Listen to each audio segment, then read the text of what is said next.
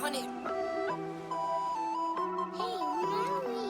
Yeah, look, they said that I couldn't do it, so I went and did it.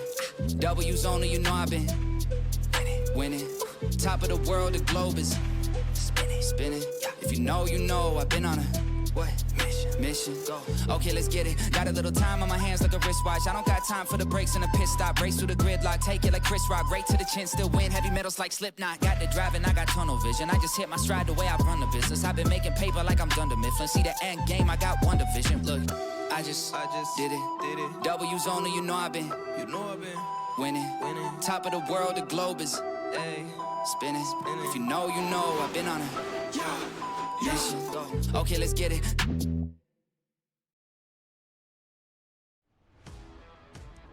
Back at Charlotte for round 7, but this time we're headed under the lights. Good evening, ladies and gentlemen. I'm Eliza Bethel alongside Matt Sisler for SnB's World 388 at Charlotte Motor Speedway. Matt, we're in for a really fun night. How you doing? I'm doing pretty well, Eliza. How are you doing? I'm doing good. It's going to be a long night. We have 160 laps here. We have amazing paint schemes. But before we get started with that, you know what we got to do. We got driver spotlights. So let's go ahead and bring them aboard. We welcome our driver spotlights to the booth. Driver of the number 68 for Output Racing, Thomas Harmon, and Brian Pizzikemi for Output Racing, driver of the number 78. What's up, guys? How you doing out there? All right, and yourself? Doing really good. I'm excited for tonight. Like I said, it's my favorite track, so yeah, I'm pumped for it. All right, we're going to start with the questions. Based on practice, if your car had a personality, what would it be? And we're going to start with Thomas. We'll call it Miss Chillax because it's feeling pretty good last I was out there. Really nice and easy to drive. Loosened up a little bit, but that's okay. We'll work with it. All right, fair enough. What about you, Brian? How would you explain your car's personality? Bipolar. That would not be the first time I've heard that. No, this car has been it's been an interesting one in practice where it goes from tight to I'm drifting. I didn't do anything different. Yeah, I feel like that's going to be a lot of the story tonight. It's loose, it's tight, it can't make its mind up, so here we are. All right, second question. We got to know, what's the story behind your number? And we're going to start with Brian. So the story, the story behind my numbers, I always used to run the one car because I was a Martin Truex Jr. fan for a while. So, and then kind of followed that number for a while. And then as this was back in the old NASCAR 09 days, I would run the one, and then I slowly transitioned into the 78. Just as when I was joining iRacing, and from there it's kind of just stuck. Yeah, I love that. I had no clue, so that's very cool to learn. What about you, Thomas? What's the story behind your number? It's when I was a firefighter 20 years ago, my number was number 38. Well, the first league I joined, 38 wasn't available, so I went to 68, and it's just stuck ever since. I didn't hear that last part. Your mic is cutting out, sir. My bad, but I said that the first league that I was in, I didn't have 38 available, so I went with the next best thing, which was 68, and since then it's just kind of stuck. Well, there you go. Had to take the 68 and it just stuck. So sometimes it happens like that. No problem with it, though. All right, next question. This is a short but sweet one. What is the last thing you ate? And we're going to start with Thomas. Literally like 2 minutes ago was a homemade Parmesan sauced chicken wing. Oh, okay. Some chicken wings. A little messy before you get racing here at Charlotte. Yeah, we got cleaned up. We don't want to get the hand all slippery on the wheel. That'd be bad. You might get like sticky fingers on the wheel. Not good. Or maybe it might help. I don't know. All right, Brian, what about you? What is the last thing you ate? A Chipotle burrito bowl. Ooh, that sounds good. That does sound good. I would take that. You guys have some fans out here too for Output Racing. They're excited you guys are out here. So huge out fans there? out there. I don't know. It just says Output Racing, so it's literally the team. Nice. Yeah, heck yeah. Oh. All right, this question is from Brendan Book from last week. What is one track you want to see on the schedule that is not? And we're going to start with Brian. This is going to come to as a surprise to some because I'm not the biggest fan of road racing in these cars, but I think it'd be fun. Is actually Long Beach. I do like Long Beach. I'm just kind of curious how it would feel in the next gen.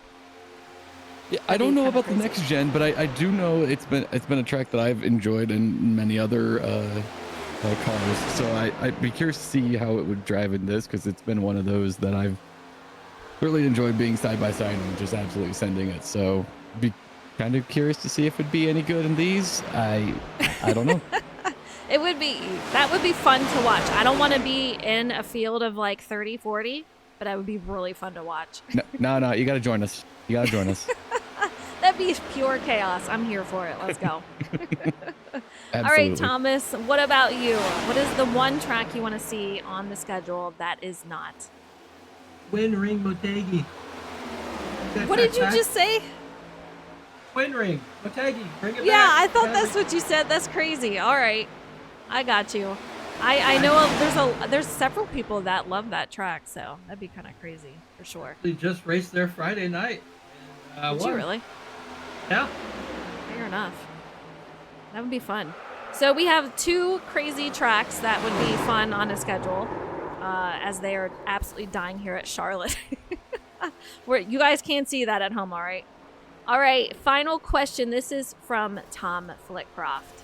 Do you guys wear socks while driving or no socks? And we're going to start with Thomas. Oh, we gotta have socks. I cannot do the foot on the metal. Not happening. Nope. Gotta have socks. That's what I'm saying. It's so weird. And Tom is like, I like going barefoot. I want to feel the pedal. I'm like, that is just so weird. But hey, It also makes it nice and easy to just slide your foot on over to the clutch if you need it. So yes. that's a benefit. That's what I'm talking about. All right, Brian, what about you? No socks or socks? Absolutely socks, but not just socks. for the fact that the cold pedals drive me crazy. I'd rather not get my feet attacked during the race by my kitten. Yeah, you guys do have kittens, so I would imagine that would be pretty harsh to be attacked by a little kitty cat. So I can see that. And we have a couple of people in chat saying team bare feet. That's crazy. It's too cold for that, man. That metal. I'm telling you. All right, drivers. My final question to you is, do you have a question for next week's drivers, which is going to be in 2 weeks because next week is Memorial Day weekend. So what's your question? And we're going to start with Thomas. Sorry, still you started, Brian, but I've been sitting on this one all day. Yeah, question: if you had one SnB moment you can go back and redo, what would it be? Ooh, good question. All right, I like it. Brian, do you have a question for next week's drivers? If you want to know who it is going to be Brody Folliker and Jimmy Cocker. No, I honestly, when Thomas told me the question he had come up with, I was like, no, I got nothing. Like that is a phenomenal question to ask, and I'm very curious to hear what they have to say. All right, fair enough. We're going to ask it when we go to COTA, because that is where we're going to be headed next. Great question by you two. Fun to have you out here in the booth, and I wish you a ton of luck heading out here at Charlotte for 160 laps. It's going to be a fun one. Hope so. Coming back. It's going to be a long one. It is, for sure. All right, you guys heard it from Thomas Harmon and Brian Pizzikimi. Always fun hanging out with them. I'm going to try to get them in their chat. Here we go. But yeah, man, Matt, we have a heck of a night out here. It's going to be a wild one. I'm hearing drivers are loose. I'm hearing they're tight. And I think they nailed it. It's going to start to get looser as the night goes on. So it'll be interesting to see how that goes on. Indeed, the one driver I talked to before every single one of these races, Matthew Gale, said it's basically last week that but just amplified the tight condition in his car. So we'll have to see if that's just a him thing or if that's going to be all these drivers. Yeah, for sure. You can see all the red, white, and blue paint schemes out here. Beautiful paint schemes that they have. They always bring it with those, so we're going to go around and just take a look. But so far, Mr. Jimmy Cocker is on the top of the board, 29.494. That is an amazing lap, and that had a little bit of draft in there, just a little bit. But these guys are absolutely flying, and one thing that I've seen from these drivers, a lot of guys coming off the exits and hitting those walls. We're going to have to keep our eye out on that because that's going to get some right front damage as you see that some of these cars getting some wheel damage and whatnot from those hits. But thank you guys in chat for coming out here. Let me know if you have somebody that you think is going to be the winner, or you hope to be the winner. It is 160 laps today for sure. Yeah, it's going to be fun. It is going to be fun. Absolutely, it's going to be a lot of fun, and to your point, yeah, we gotta be careful because if these cars are going to get tight on the runs, as I see Jimmy get the wall off turn 4, these next gens have such a susceptible part of the car. The what's it called? This is that part of the suspension, Eliza. The toe link. Toe link. Thank you. Yeah. Blanking. The toe links. The toe links that, like, if you hit the wall just a little bit wrong on any corner of the car, it doesn't even have to be just the right front. It damages it. Your steering's messed up, and it can take a couple minutes under caution or under green to get it fixed. Oh yeah, I mean it's pretty bad, and you can see these guys making contact through the tri-oval. I mean, anything can happen anywhere, but I can see that they're messing around a little bit. We only have they should be over with practice here, so we should be heading to qualifying right now as we speak. But if you guys did not watch last week, we were at Charlotte. We did the All-Star race in which Joe Berg won the All-Star race, and Austin Mitty, who has just been absolutely phenomenal this season, he won the Open. So it was such a fun night. Completely green as we went throughout the race for the All-Star race. It was a lot of fun, but I think it's going to be around the same here tonight. But we do have 3 new drivers tonight. We have Dakota Wilkins, we do have Craig Meyer, and we also have John Velocity. So welcome to those 3 new drivers, and we'll wish them a ton of luck moving into tonight for their first race. Indeed. Great track for them to do it at. Charlotte is an easy track to learn, impossible to master. So we'll see how these new guys take on some of SnB's best. All right, we're out here in qualifying, and you can see Nick Tarana, one of the first ones out. We have Jordan McGraw, Evan Adams. We also have Jimmy Cocker, Philip Bridgman, John Velocity, Joe Berg, Tom Flitcroft, and Luke Allen. So we'll see what kind of lap times these guys bring as they get their fast laps out here. But man, oh man, one of my favorite tracks. Let me know in chat, what is your favorite track? Charlotte is definitely one of mine. I enjoy it quite a bit. And let's see if we have any times on the board. We do. Luke Allen's going to be the first on the board. Jordan McGraw passes him up 29.574. Luke Allen with a 29.749.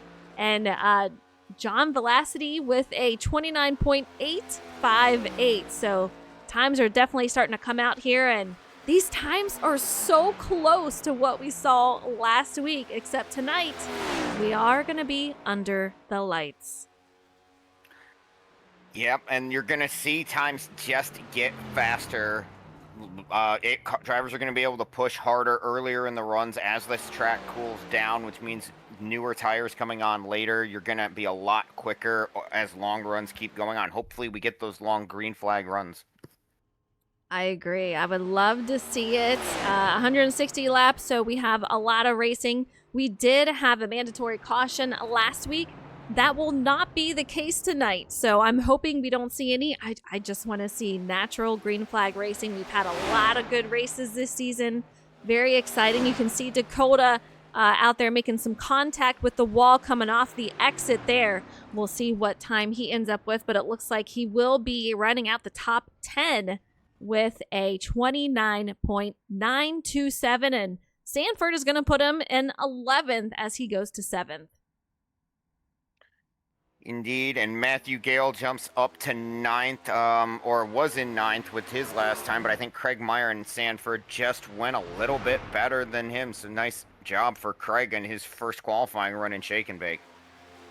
Francis Hamilton up to third, 29.605. Craig Meyer, P8, so a great qualifying time for him. Tristan Helf looks like he does not have a time out there, and it looks like, yeah, I'm not sure what's going on with him. We'll see if he gets that lap time out there. But Joseph Turley, 14th. Matthew Gale, 13th. Brendan Book puts a top 8 lap time there with a 29.740.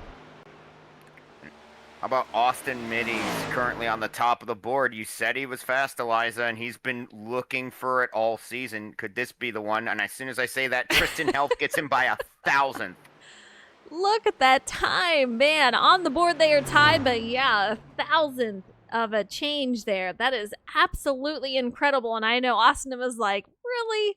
I know he's going to get that win. It is definitely going to happen this season. So it's just a matter of which race is it going to be? And he was very strong out here. He did win the Open, so I would not be surprised to see him get a win here tonight. I wouldn't, but you also can't forget the winner of the All-Star race, Joe Berg. If you're looking for a pick at home, folks, that might be a good one, considering that similar conditions to last week. If Joe gets in a similar spot, he proved he could outrun some of the best. So he might get that points win. If you're taking betting odds, there may be something to put behind that 93 car. Definitely not favoring him at all because I run the 93 in other leagues. That's not it. You can just gloss over that fact. There you go. I know in last week he mentioned he has not won a points race in Shake and Bake, so we need to make it happen. It can happen at any time, but qualifying is over, and it looks like Tristan Helf going to be on the pole, and he does have, I do believe, 2 wins. He won at Texas and at Kansas, so he's going to start Charlotte on pole. A great lap for him. Great lap for Austin Mitty as well. And I know Austin's probably thinking, what did I do? Because it's like, that is such an infinitesimally small thing. It's like blipping the throttle. Even just an inch in the corner could have been the difference. Absolutely. All right, let's get the grid started here tonight at the Charlotte 388. Tristan Helf going to be on pole in that 38 machine with Austin Mitty to his outside in the 77. Row 2 is going to be Tom Flitcroft with Jordan McGraw to his outside. Row 3 is going to hold Francis Hamilton with Joe Berg in that 93 car. Row 4 going to be Jimmy Cocker with Jose Ruiz in the 23 machine. And row 5 is going to be John Velocity in that 87 with Brendan Book in the 5 car. Going to row 6, it's Luke Allen joined by another newcomer to Shake and Bake, Craig Meyer in the 25. Behind them, Brody Falliker and Andrew Sanford in row number 7. Row 8, we have Philip Bridgman and Matthew Gale. Row 9, Joseph Turley and Nick Tirana. And row 10, Dakota Wilkins with Evan Adams starting to his outside as the last driver to take time. And in 21st, we have Thomas Harmon in the 68, who we saw in the booth, along with Brian Pizzakimi in the 78, both drivers for Output Racing. And last but certainly not least is going to be Dylan C. Robb in the 16 for FIWB Esports. So here is your field. A lot of fun. Man, these drivers did a phenomenal job with the paint schemes. I think we're going to have a really fun night. I'm excited to get this started, and it's going to be so beautiful under the lights. You guys know I love a good sunset. I wonder if we're going to get one. I can't really see from the angle I'm at, but I think we're going to see one. I do as well. You said we were going to end this under the lights, Eliza, so I'm assuming we're getting one. I think so, and not all drivers are out here yet. We are missing a couple. But you can see Tristan Helf and these guys are starting to go already. So I wonder which driver we're missing, but here we go. Cookie Monster says, Watkins Glen International and Las Vegas Motor Speedway are fun to race at. Yes, they are. Watkins Glen is fun to race in any car. I don't care which car it is. It is absolutely amazing to race at, for sure. My favorite. my favorite track, not even just on iRacing, but on any racing sim. So true. Why is it so good? Yeah. Because it was built, the original design, I think, is because it was from the 60s with Formula One with the sweeping uphill curves at high speed, and it just works so well with these newer stock cars. And IndyCar, if NASCAR would ever, let them come back, because IndyCar had some bangers when they let them race there. So, NASCAR, can you let IndyCar come back, please? Please? They'll run the boot. They're not going to run the same layout. It's not going to overshadow it. Who said put Shane Van Gisbergen in a Ganassi car? Can you imagine? Winner. All of them just, like, looking at his tail, just going, bye! He just does a peace sign up the asses. Here we go. We're getting ready to go green at the World 388 at Charlotte. 160 laps here, and Tristan Helf. You can see him on pole. They are green here going across the start-finish line. Francis Hamilton, not sure what happened to him, but he did not go start with the rest of the drivers. But here we go. Tristan Helf with a nice lead there. Yeah, on Austin Mitty did not get the launch he really wanted to. It kind of stacked that whole outside line up, allowed the first three cars on that inside to get away. He drops back to fourth. Tom Flitcroft's going to be second, Jimmy Cocker in third, Austin Mitty in fourth, Jordan McGraw in fifth, and John Velocity, a newcomer to SnB this week. He's going to sit 6 up 3 spots. Great start from him to be able to get up there already as Joe Berg trying to battle back on that outside line and get his spot back. Going down into turn 3, almost level. Track easily wide enough to go 2 wide, even 3 in the corners, but you don't really want to be 3 wide through the dog leg. I've seen too many accidents when you try to go 3 wide through the dog leg. Somebody forgets where somebody is, and it ends up in bad times for everybody. That is very, very true, but take a look. Yeah, we do have a new leader, it's Tom Flitcroft, but already he's got his teammate, Tristan Helf, right behind him, and Austin Mitty trying to dive down low to take over that second spot. They're going to go side by side. He's got a nose out. He's going to park it directly in front of Tristan. He takes over second. A great run right there from Mitty after he had the bad start. Definitely got a fast Chevy up there as he's able to drive his way back through. Jimmy Cocker had a slip in turn 1 on the last lap and fell back a bit.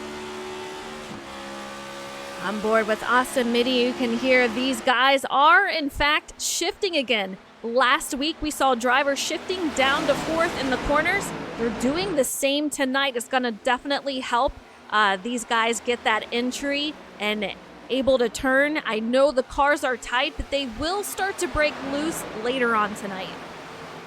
Indeed, and we got Brendan Book coming to pit road. Not sure what happened with him, but he's bringing the Hendrick cars number 5 down. So early trouble for that machine.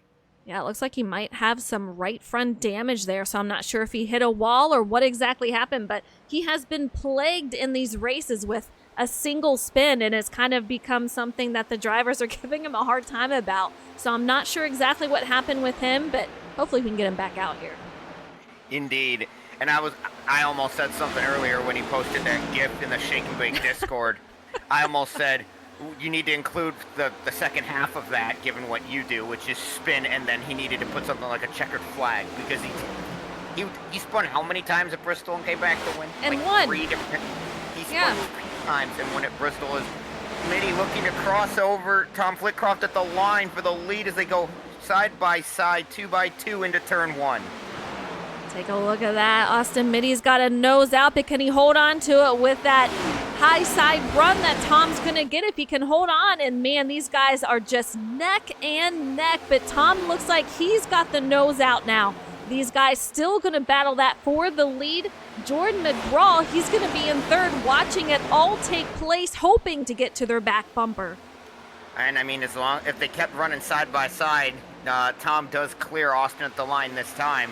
But he's hoping that they got side by side for a little bit longer. You start running side by side. 3 wide is, Flitcroft. He saved it. Very easy to do what he did as Berg dives way low to go to the bottom. He wanted that inside line. Yeah, Joe, what a move. Just veered straight down that track and took over that spot from Tom. But Tom says, wait a minute. He gives him a little bit of a nudge. He's trying to get back up there, but Austin Mitty, he is going to be your new leader. Lap 9 of 160, and oh my gosh, the action. You would think we're on the last 10 laps here. Absolutely, and I think I know what Tom did. It's so easy to do at Charlotte. You're trying to stay on that painted line because it gives you just a little bit more grip. It gives you a little bit more turn in the corner, and I think I saw the nose of that number 8 just dip below that line, and I think he caught the apron. And when you do that with really any stock car, but especially these Gen 7s that sit so low to the ground, that's just going to pull you sideways. Good job by him to not overcorrect and come back up the hill. Yeah, he did a great job to keep that thing moving, but man, that's going to hurt him as he fell back to 4th, but it could have been so much worse. And Cookie Monster says, yeah, you can do 3 wide in the turns. Someone is going to go to the concession stands for sure. And I agree. It can get a little sketchy out there, especially when you're getting so tight. But we got a nice little battle going all throughout the field here. These guys just going for everything. We saw a lot of single file, but take a look. Nose to tail, and this is going to be Luke Allen in 7th, Brody Folliker in 8th. We're going to have Jimmy Cocker in 9th, and Jose Ruiz. He's going to round out your top 10. Yes, and then you have Andrew Sanford a little bit further back, just ahead of the Chevrolet, Philip Bridgman in 12th. Evan Adams around Joseph Turley to take over 13th, with Matthew Gale rounding out the top 15. We'll see what happens. Gale said he had a little bit more pace to give in the All-Star Open, didn't quite get the chance to show it off, but hopefully tonight with a longer race, hopefully no green flag or no cautions, we'll see if that 67 can move forward.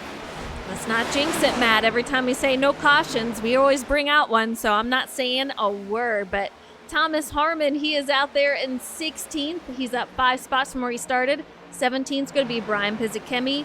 Craig Meyer, another one that is new to the league. He starts out there 18th currently. Dylan in 19th. And Nick Tarana, he's going to round out your top 20. Yep, and then Dakota Wilkins and Francis Hamilton are the last 2 cars running. Not sure what happened to Francis, but Brendan Book has taken it to the garage. It looks like he's done early here at Charlotte. He'll be classified 23rd. Man, oh man, I hate to see it, but I did see Francis. He did not go at the start. I do believe he was the car towards the front that did not go, and they just left without him. So not sure if he had some technical difficulties, but he is out on the track, and I know he is hoping for a caution at some point. He definitely is. He's definitely quick enough to get back up. He's starting to reel in the tail end of the field right now, but he's going to have to use up his tires quite a bit, and if this plays out green, it's going to be a long night for that patriotic number 48 Tigers machine. On board with Jordan McGraw as he hits the backstretch, you can see that he also shifted down, and he'll probably be doing it again in this corner as he does right there. But these guys, for the most part, single file line.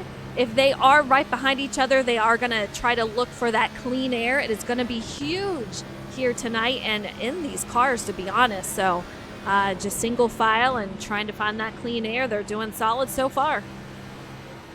Indeed, it really is, especially at the 1.5 miles. Any track bigger than 1.5 miles, you really, really need to have clean air everywhere, like as much as you can get, because these cars drive so different when you have clean air as opposed to dirty air. And with how the physics are modeled in iRacing, it's now to the point where, like mid-corner, if you have clean air on the nose and then somebody drifts up in front of you, your handling can just vanish, and you have to change how you take the exit of the corner.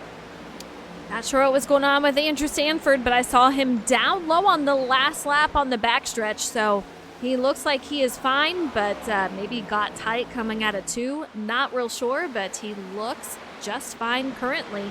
Jose Ruiz sitting in 10th, Joseph Turley 11th, and Austin Mitty, our leader, just looking very, very strong. About 0.3 of a lead over Joe Berg, who these two, Austin Mitty, he won the Open. Joe Berg won the All-Star race here at Charlotte, and Austin Mitty gets loose coming off that exit, and now Joe Berg is going to take over that lead as they are side by side. Oh, and Ooh, Minnie drove contact. it into the corner. He drove it in. He didn't want to give it up, but he's going to have to off of 4. Berg got the run up high and clears him. He'll take that. That's one of those that you see the chance happen. You go, okay, thank you very much. I'll take that. Like, he probably wasn't planning to be the leader off of or into turn 3 on this lap, but Austin slips up a little. Get. Exactly, slips up out of 2. He'll take it as Tom Flitcroft trying to take over that second spot. Yeah, he's going to work on Austin Mitty right now, and Austin just has to cool off those tires and kind of get in behind Tom or fight him for that position. But you got to save the tires, because if you don't get a caution here, you really have to make sure that you're, keeping it clean and trying to take care of those tires that can last as long as possible. Indeed. Flitcroft. Tom! He's not going to save it. Coming back up the hill. Are we going to get a caution? Is that going to be a caution? Don't think so. There it goes. Caution is out. Man, oh man, let's go back and see exactly what happened here. It was close. Yeah. I don't believe Austin took the air off him. I think Tom was already starting to come around before Austin got close enough to where he would have affected that rear arrow. But yeah, it looks like he was a little sideways right before that happened, and he did a phenomenal job of trying to save it. Unfortunately, not much you can do coming off that corner. Luckily, I don't think anyone made contact, so it's just a single spin there. And our first caution of the night. And thank goodness, the rest of these drivers, none of them getting involved with that. And good for Tom Flitcroft's sake as well. Again, like I've said before, like, it's unlucky for him in the moment, but long term, it's quite lucky that nobody got into him, because all it would have taken is one car hitting him, and then that could have been the end of his night. Oh, for sure. And we got Yo out there saying that Austin Mitty shifted to 3rd on accident, and that's what made him lose that, almost lose it right there. So, man, if he shifted down to 3rd, Matt, that's incredible that he was able to save that. 100%. It's definitely not easy, and I think everybody's going to be coming. Some guys faked like they were going to stay out, but no, we've done about 20 laps under green. It's definitely going to be time to come down and put 4 fresh Goodyear tires on these cars. I think so. Everyone coming on down. First caution of the night, a nice green flag run. But I'll tell you what, as soon as we mention any word of a caution, it's due to bring it out. But here we go. All of these guys on pit lane. Perfect time. Bring it in. Fill her up. Get those tires, and we'll restack them again. But Joe Berg came in as the leader. We'll see how they come out. Looks like Berg is going to lead them off pit road. Austin Mitty and Tristan Helf got 2nd and 3rd. I want to say that it was... Oh, nope. Jordan McGraw got 4th, and Brody Folliker jumps up to P5. Great move for him, and let's have a chat with Joe Berg. Joe Eliza in the booth. How you doing out there? Oh, doing all right. Man, you won the All-Star race, and here you are finding yourself back out in the lead. How's the car feeling? It's good right now. I'm waiting for the nighttime because set it up a little bit more for that. So hopefully it gets darker quicker here. Maybe a couple more cautions will help so we get more laps at nighttime. But it's feeling good. I like clean air. Clean air is a good thing. I was going to say, how does the dirty air feel tonight compared to last week? It's not horrible, and there's enough room to get at least enough air on your nose to make it work, but you definitely can tell when you're right behind somebody. Absolutely. All right, well, I wish you luck. You're looking solid out there. Let's see where you finish out. Appreciate it. Thank you. All right, you guys heard it from Joe Berg for FIWB Esports. Man, he's just looking good out here. I think Charlotte looks great on him, and you can tell him and Austin. Last week was a huge preview of what we were going to see tonight, and Austin winning the Open and Joe winning the actual race. And here they are, 1-2, Matt. Definitely. Like I said, like you wanted betting odds earlier, Joe Berg was the guy to beat at the end of the All-Star race. He beat, I believe it was Jimmy Cocker, who looked untouchable until Joe caught him. And Austin Mitty, like you said, he won his way in through the Open, looked solid in the actual All-Star race. not a surprise to see him back up there as well. All right, the lights are out on the pace car, so we will be going green this time around. We'll see how it goes. Joe Berg will lead us off. It is on his go, so we'll see how Austin Mitty is able to get around, as he's got to watch for Joe. But you can see Jordan McGraw back there, Tristan Health directly behind Joe Berg. And we'll get these guys going back to green, and take a look at that sunset.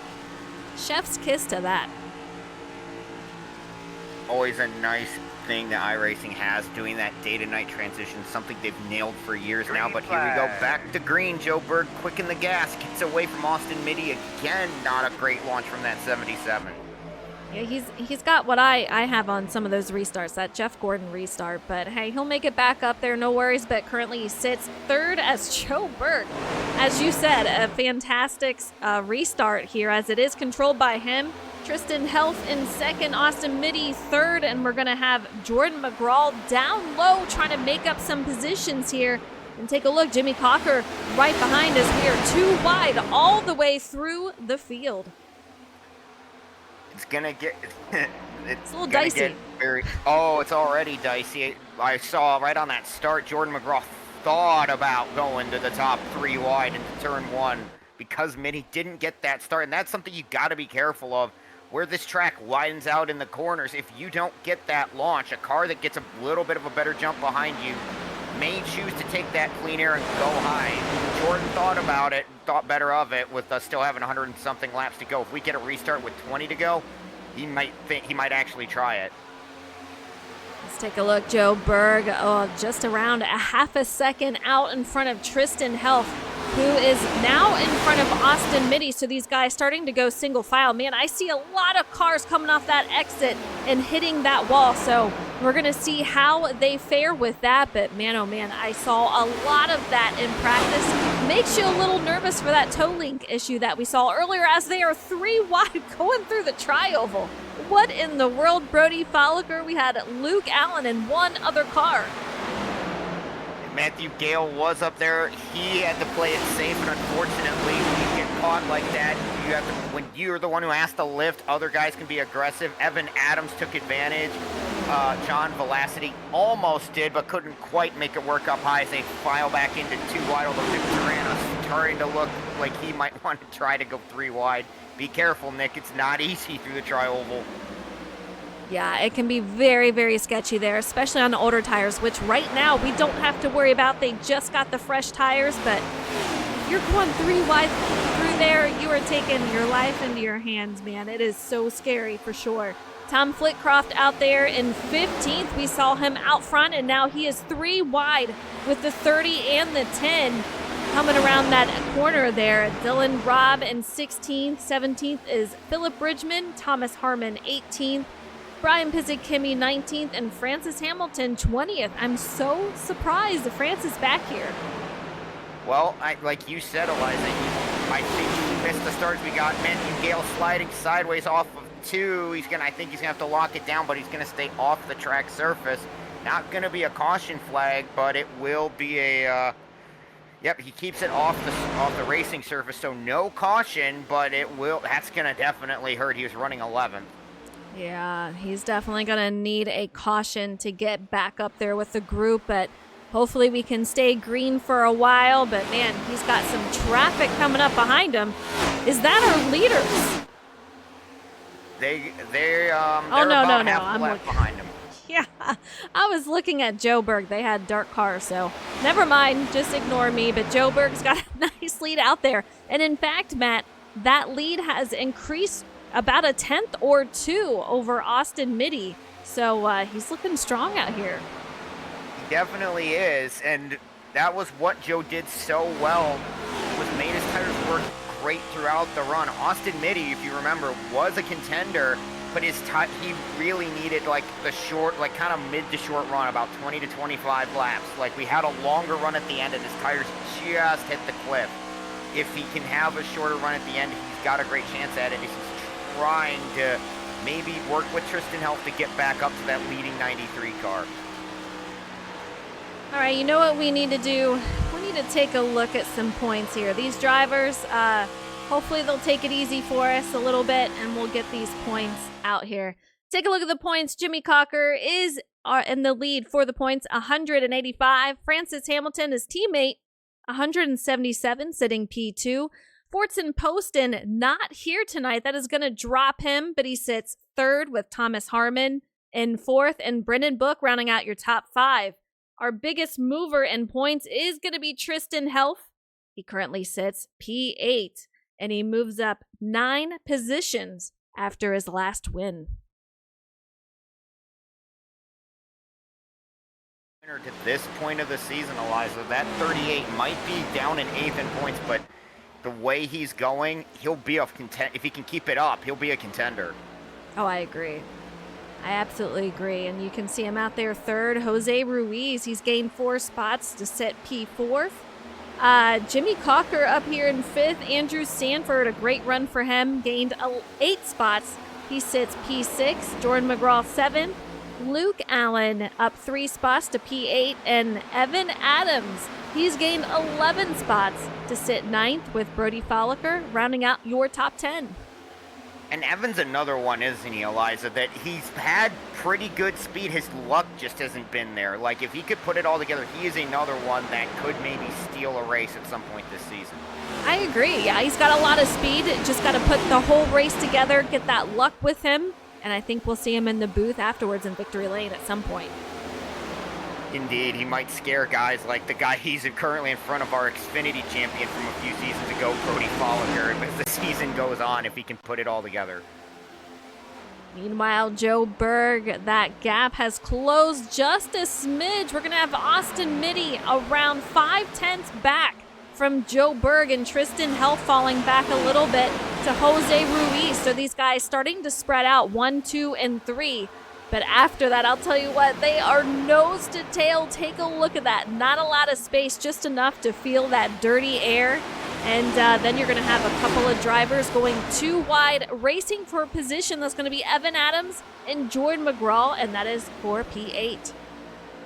And Evan's clearly seeing, like, that he's feeling the thing, like, okay, I got to go and get some positions now. Which if you can, like, get your tires cool later in the run, you can get the tires cool a little bit right now, but you really don't want to be doing that for too long, trying to run it that hard up high, because this car chews up tires, and if you do that for too long, it can just absolutely ruin your day. I agree. It's definitely something that they have to watch for sure. Let's take a look at John Velocity. He is currently sitting in 9th. Let's go on board with him and see. I want to see, yeah, he's also shifting down. Coming off the exit, going to go back up into 5th and shift down again into 3 and 4. Again, that sunset, absolutely beautiful. I absolutely love it. He's got 2 cars directly in front of him. That's going to be Luke Allen in the 7 machine. And as we said, Evan Adams in that 3 as he takes over another position. Man, Luke Allen almost ended John there, but they hold it together.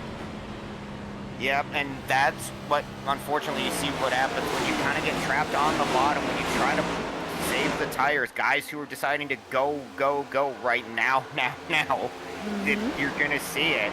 Like, John had the run off the corner with them side by side, and Luke, I think, wanted to cover that off, but he realized if he did, he might be putting both of them in the wall, so he just had to let him go. Meanwhile, Tom Flitcroft, he sits 12th, and you just saw him pass up Joe Turley. He's on that high side, but earlier we saw him up front. He's lost 10 spots after that earlier incident and saving the car, but I guarantee you with how strong he is, he's going to be back up there. And you know what's funny? I was talking to him about his paint scheme, and he says, it's funny that I drive the Snickers car because A, he hates chocolate, and B, he hates peanut butter. Like, how is that a thing? I don't get how. I don't know. That means Reese's is his least favorite candy, and I don't understand that. But that I mean, blows my mind. That's weird. What is also weird is I'm on board with him, Eliza, in the past few laps. Now watch him disprove me as he goes into turn 3 here, trying to pass Brody Folliker. No, yes he did. He did downshift to 4th, but the previous 2 laps, he had not been downshifting. He'd been leaving the car in 5th gear, which you can do if you're trying to save fuel and tires. It means you get less revs on the rear tires. interesting from Tom, maybe trying to play a long game here. You know, last week I heard him talk and he was saying more so, man, he did not shift down and hit that outside wall, but he was saying more so that he likes to shift down in third and fourth. So we'll see how that plays out, but yeah, kind of interesting to see him not shifting down. He did make contact, so we'll see how he does for the next several laps here. Yeah, hopefully he doesn't bend the toe link. See, I know what it is. Definitely didn't forget that time. You got to be so careful with that. Like, all it takes is one hit, and it's like, you can hit the wall with these things a number of times, but all it takes is one hit at just the wrong angle, and your spotter's on the radio saying you have steering damage. And That's then so your car true. will it's so gutting when it happens, too. Yeah. Because you know, like, all you had to do was not just drift up to the wall just that little bit. Well, Matt, I'm looking at our leader. That gap is dwindling down here. It keeps going back and forth between 3 and 4 tenths. Austin Mitty trying to catch up here, and Tristan Help not too much further behind. So we'll see how much Joe Berg can keep these guys behind him, but it is going to be very, very close. Lap 45 of 160. They do have 5 sets of tires tonight, so they should have plenty to work with. But I'll tell you what, this long green flag run, you see the cars are starting to separate, single file lines, and that just tells you how much, if we get a restart, how much you need to fight for those positions at the restart. 100%, Eliza. It's such a difficult thing it's so difficult to balance attack versus defense, especially in these cars where it's so hard to pass, but at the same time, if you abuse the tires like in the first 2, 3, 4 laps, you're gonna pay for it the rest of the run. If you can find a way to go forward and keep your tires on the car, that's going to be the best thing for you long term, but it's so difficult to find that perfect balance of doing both. I agree. Yeah, it's definitely difficult to try to figure out what the balance is so you don't kill your tires, but you gain those positions. That's what is so awesome about these drivers. So much talent throughout the field, and watching them grow is amazing to see. So it's fun, but man, it is a challenge, and we're going throughout the field taking a look at these drivers and seeing what they're up to. Jordan McGraw sitting 13th, unfortunately down 9 spots. I know he was frustrated after last week's race. He did not finish the way he hoped to, so hopefully tonight will be a better finish for him. But Joe Berg still holding out in the lead, just under a half a second in front of Austin Mitty. And again, I'm going to say it, Austin Mitty won the Open, Joe Berg won the race, and here they are, 1-2. So that just shows you how strong they are. And Tristan Helf, man, oh man, coming off that exit, a huge wiggle from him trying to keep it off that wall. He did manage to, but yes, it was a very, very big wiggle for him. I'm looking at the leaders' lap times. The last few laps, Joe Berg and Austin Mitty have been trading it back and forth. Berg will go a little bit quicker, then Mitty will pull it back a little bit.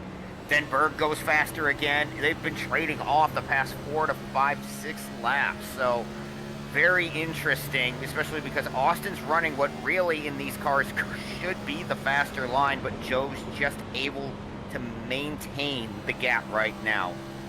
Yeah, I mean, Joe is running the same exact lap he did the lap before that, and Austin Mitty was a little bit faster than his previous lap at a 30.44, but 2 100ths slower than Joe Berg. Or, I mean, faster than Joe Berg. No, you're fine. I knew what you meant. And that's the thing. Like, I saw it 2 laps ago before that, where Berg did about a 30.5, and you had Mitty down in a 30.36. So he gained about a 10th and a half, but then has lost a little bit of that time back. He's still net gained, but it's just Joe is just maintaining the gap just far enough to where Austin can't get to him, but he also can't. Austin's not falling far enough back to where the dirty air's not hurting him, and he can kind of cool the tires off. Yeah, it looks like Tristan is making work of him, trying to get up there, close that gap. So we'll see. There could be a battle for P2, which is going to help Joe Berg. But Tristan falls back just a smidge, and he's going to have some company behind him. That is Jimmy Cocker. So these guys, there could be a lot of battles brewing up here. One for third, one for second. It's just a matter of how much are they going to push it and how much are they going to gain in that gap and close that down. Absolutely, and Jimmy was the fastest in that top 5 the previous time by. I'm not sure about this time. Nope, now it was Mitty, but not by much. 2, 3, and 4 were all almost identical, and they were all about a 10th faster than Joe Berg on that lap.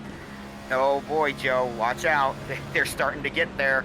Yeah, they sure are. That gap is closing for sure, and I'm on board with Jimmy Cocker, and you can just see he is off the throttle quite a bit, trying to save those tires and trying to keep this car up. But man, they're doing a great job up there. It's just crazy how much you have to be off that throttle and to maintain the speeds that they can. There it goes. Tristan Helf going over into P2. Austin Mitty going to fall back a little bit. Tristan saw the opportunity, and he gets there. It helps Berg a little bit as Jimmy Cocker now trying to roll that top to make a run at that blue number 77 through the dog leg. We'll see who's going to take it. Turn 1. Jimmy drives it in deep, but he might have the dirty air from Tristan in front. Yep, nope, he'll clear. Austin may have ran his tires off a little bit, and that was the thing with the All-Star race, Eliza. He had the front running pace, but his tire wear kind of let him down a little bit when we cleared about like lap 25 to 30, and it's kind of getting him again right now, because we are about 35 laps from our previous caution. Man, time flies, doesn't it? That's crazy. Absolutely. Yeah, Andrew Sanford, take a look at this. Now he's going to take over that position and try to go for 4th, which would put Austin Mitty in 5th, but so far unable to do so. But a very, very strong race for Andrew Sanford, and Tristan Helf is going to take over that lead. They make some contact. Joe Berg and Tristan Helf.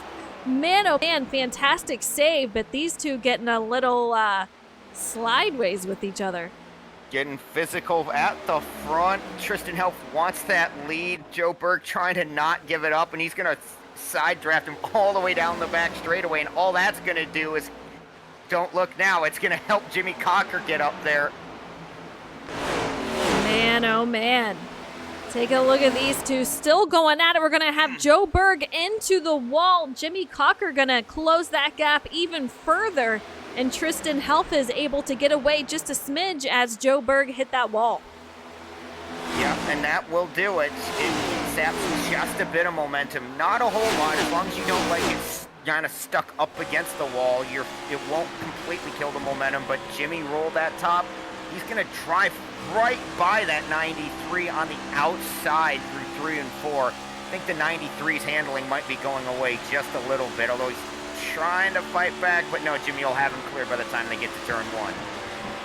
Jimmy Cocker goes to 2nd, Joe Berg 3rd, Andrew Sanford in 4th, and Austin Mitty falls back to P5, but take a look at the gap between 5th and 6th, so quite a bit of a space between them and the rest of the field, so these guys are definitely on the move, but Tristan looking for his 3rd win of the season. The night is still young. We still have quite over 100 laps to go here.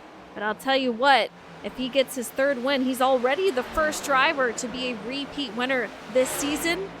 So 3 would be pretty wild. Definitely would, and it would really cement him as somebody that the old guard who run for the title every year, they'll have to take notice of that 38 if he wins tonight. 3 wins when everybody else has 1, and some of our front-running guys don't even have 1 yet.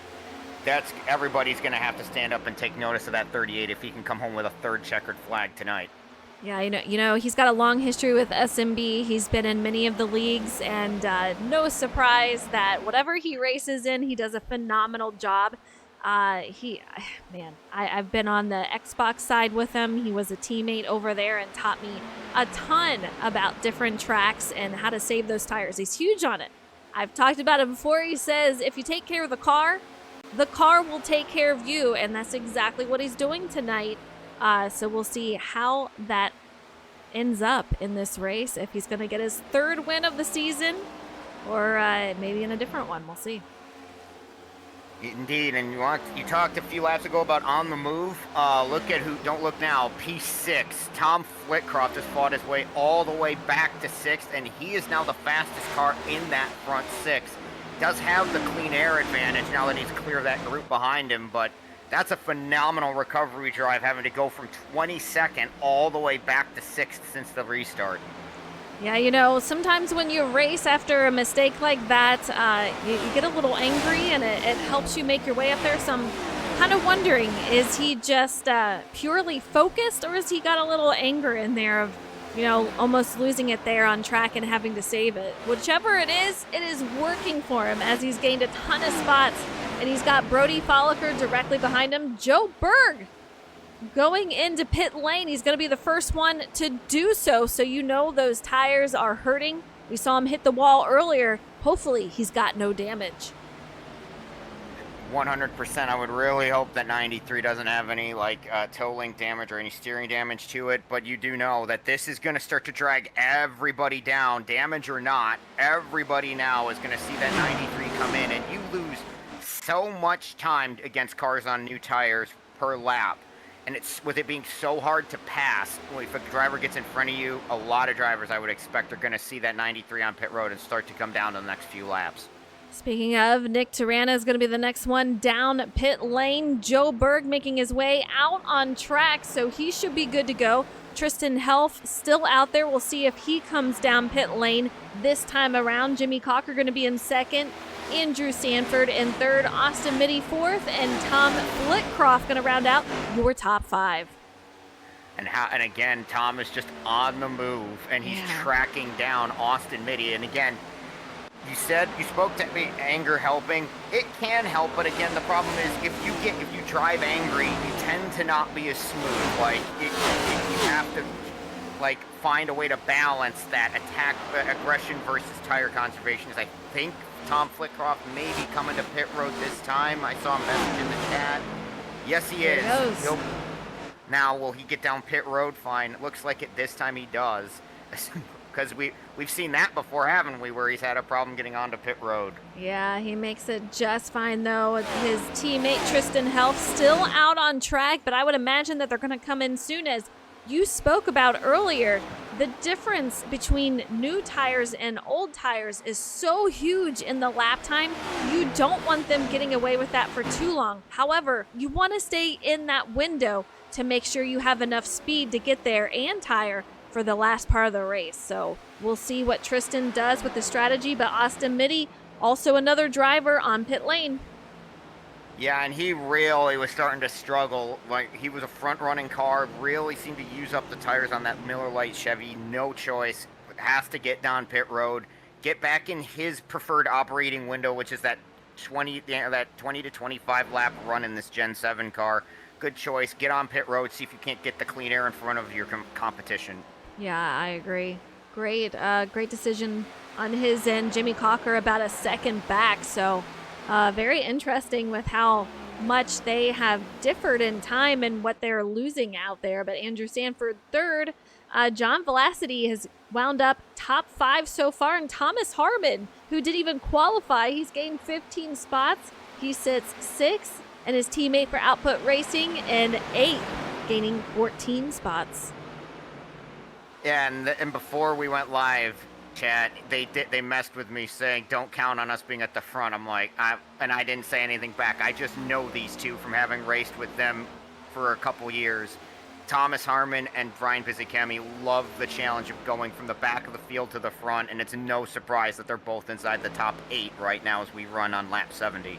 Yeah, you said it right there. Here's a track map. You can see how far the cars are spread out first, just crossing the line, and 20th, which is Austin Mitty, who went in just a few laps ago. He is out there coming out of turn 4. And you see Dylan Robb right behind him. He's going to be a man on the run as he's got those fresh tires.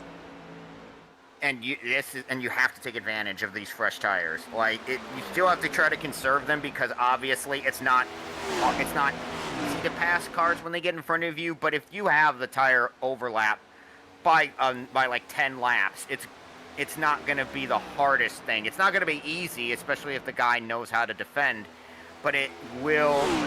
Every lap you run, you need to make the new tires last.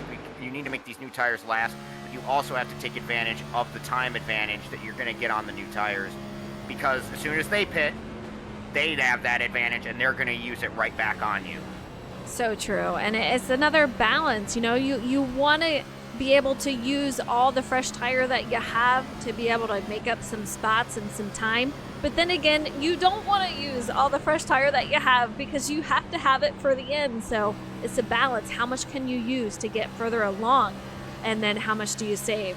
But take a look at Andrew Sanford sitting 4th currently. He's got Brody Folliker to his outside. These guys very, very tight. Both have gained 10 spots from where they started.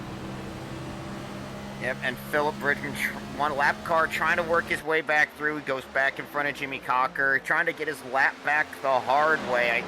He had a very interesting entry to pit road, was up by the turn 4 wall and got it down. Lucky nobody was coming, but now he's just trying to fight his way back to the lead lap. Tristan Helf still in the lead, just over a second over Jimmy Cocker. You can see him as Matt just spoke right behind Philip Bridgman. They have not gone in yet to pit. Very surprised about that. But Brody Folliker in 3rd, Andrew Sanford 4th, John Velocity, his first race with us. He is out there P5, Thomas Harmon in 6th, Brian Pizzikimi in 7th, Luke Allen 8th, Jordan McGraw 9th, and Jose Ruiz going to round out your top 10. Yeah, and Jose has fallen a bit back. He was top 5, but maybe tires falling off the cliff at the end. He was, like I said, he was top 4, top 5, Eliza, and that 23 car is really faded towards the back half of this run. Joseph Turley going to be 11th. Evan Adams in 12th, up 8 spots from where he started. Dakota Wilkins, another new driver for tonight. He's in 13th. His teammate Craig Meyer in 14th. So these guys have a fantastic showing. Francis Hamilton in 15th. Dylan C. Robb in 16th. Matthew Gale, we saw a single spin from him earlier. He's in 17th with Joe Berg 18th. Who pitted earlier on. Tom Flitcroft, all these drivers starting, they pit earlier on, so we'll see where they round out. Yep, and they're going to start to fly by Matthew Gale. I believe he still has not brought that 67 Toyota to pit road. He's out there. He's running it long, hoping against hope. He's going to be the lucky dog if we get the dreaded caution, which we're not saying we're going to. I'm not trying to put that curse on it because Eliza brought it up earlier and it then happened. I'm telling you, it's crazy. It's often you who does it too. It's not usually my fault. This one was my fault.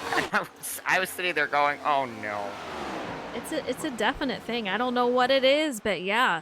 Take a look at this. Philip Bridgman almost into Tristan Helf. Very, very tight, but he was able to keep it off of him, but we'll see how he feels about that one. Jimmy Cocker about a second and a half back. But Philip Bridgman, he's trying to, as you said, get that lap back. We'll see how he prevails.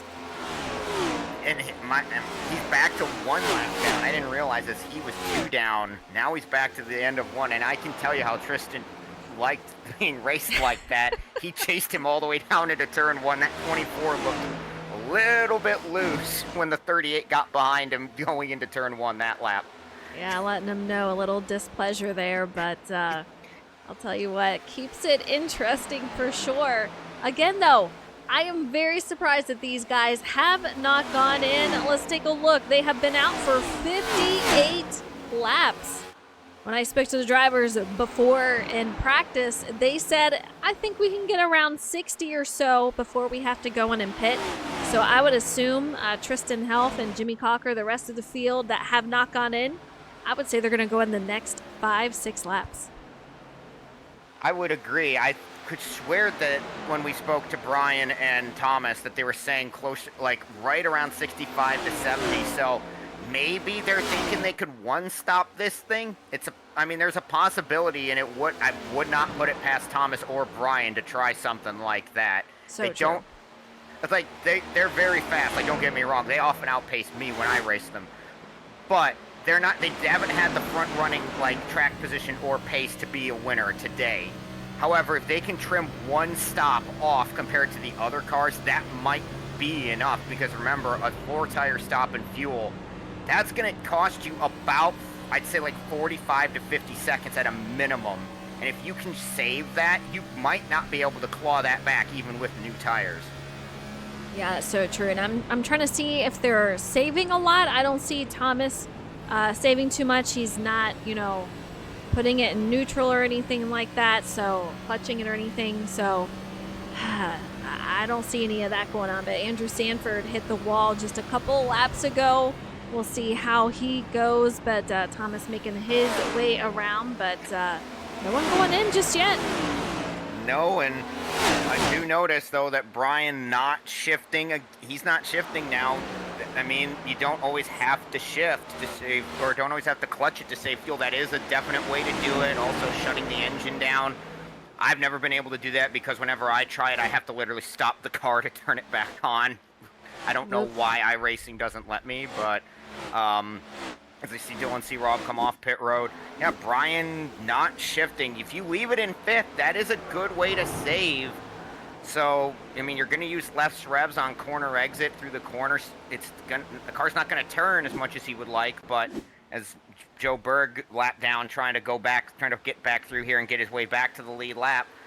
But interesting. We'll just have to see, because if they can make it to like lap 88, 89, 90, that's in range to where I think these guys, if the fuel window is 68-ish laps, they might be able to try to stretch it. We'll have to find out, but trouble for Luke Allen. He had some contact with Tom Flitcroft, absolutely crashed his car, hit the wall, and he is now on pit lane trying to get that car repaired. So we'll see if he is able to make all those repairs quickly. But you can still see he is on pit lane. It looks like he doesn't have too terribly much damage. Hopefully that's the case.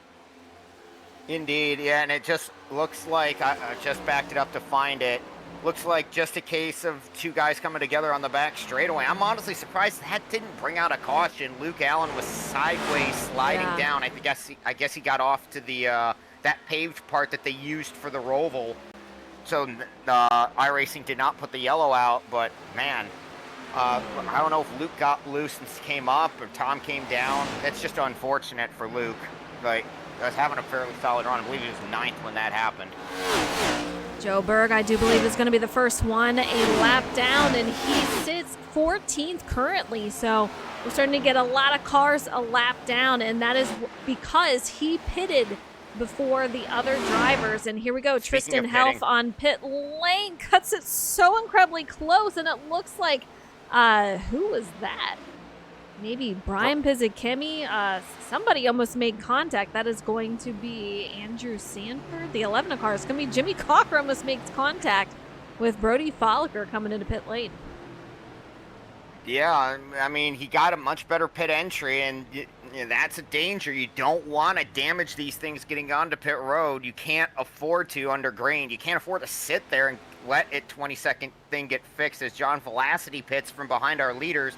But we hit lap 89, and Thomas Harmon, Brian Pizzikemi, the two output cars, they run 1-2. Could they be trying to play a one-stop strategy from that caution? Oh, yeah, I absolutely believe so. We'll see it. These two, they love racing for speed, but I'll tell you what, if there's strategy involved, they are just phenomenal at it. So no surprise if that is what they choose to do. But Thomas in first, Brian Pizzikemi in second, both the drivers gaining 20 spots from where they started. So a great run at where they are currently. Jordan McGraw is going to be third. You see him out there. Craig Meyer in fourth, and Jose Ruiz making his way down pit lane along with Joseph Turley. So both drivers coming on down. Yep, and they're probably figuring they're close enough to now where they can make it by saving. We'll just have to see how far to the front three take it. With Harmon, Pizzichemi, and McGraw, they're staying out again, and each lap that they can turn now means a lap less fuel they have to try to save at the end. And I'm impressed with Jordan McGraw. I honestly saw him fall back at the start of the run, and I thought he didn't have the speed or the handling in that Texas Tech car, but he has stayed out there with two of the best at strategy and saving fuel. That's extremely impressive from Jordan. Doing a great job. We got Craig Meyer coming on down pit lane. Evan Adams, also Thomas Harmon, Brian Pizzichemi, both down pit lane. So here they come. Jordan McGraw, he is going to stay out and lead a lap.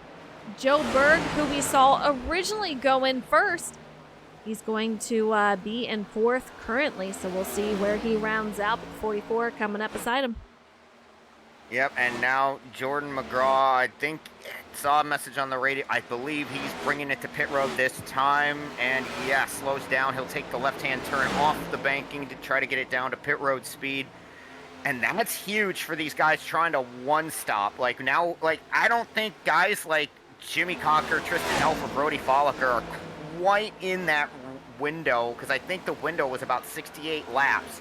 And they got to save about 7 laps of fuel. It's not impossible at Charlotte to do that, but I don't know if you can really pull that off. You're going to have to really slow down, or hope for a dreaded yellow rectangle to appear on the track in the hands of a flagman. Don't want to say what it is. I'm trying every way to say it without saying it. I got you. You've got me worried about jinxing it now. I know. So I'm telling you, it is a thing. It is a thing. I don't know why, but it's big. Joe Berg out here in first, though. He is back in the lead. Tom Flitcroft in second. Austin Mitty in third. And we're going to have Tristan Health in fourth.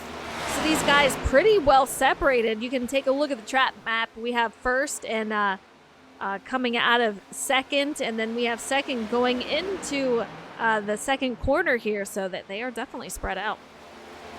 Yeah, and Joe, I think, was one of the earlier guys to pit. Austin Mitty was the first one to pit, but you just see how badly his tire wear got him that, I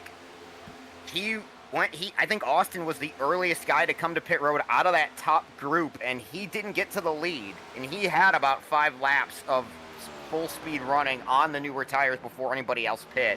And he only managed to get up to third. That just shows how much this tire wear can kill you over the long run. Yeah, so true. David, I see you out there. He says this should be fun. We've had 1 caution tonight. It's been some long green flag runs, but we've had a couple of cars solo spin with no caution. So it's been very, very interesting, but such a phenomenal race. Last week they were at Charlotte again for the All-Star. Tonight we're under the lights, so a little bit different circumstance, and no mandatory cautions tonight as we did last week. And thank goodness we don't need any mandatory cautions, and our drivers have done a very, very good job at not forcing the iRacing stewards to throw one, although we've had a couple that maybe could have been. Grateful we didn't. I always loved seeing when we can get the long green flag run and go all the way through, because we get to see these varying strategies. No interruption in the middle of it. Nobody trapped a lap down. We actually get to see, okay, this is how this is going to play out now. We see the spacing that happens when drivers are able to pit earlier or pit later.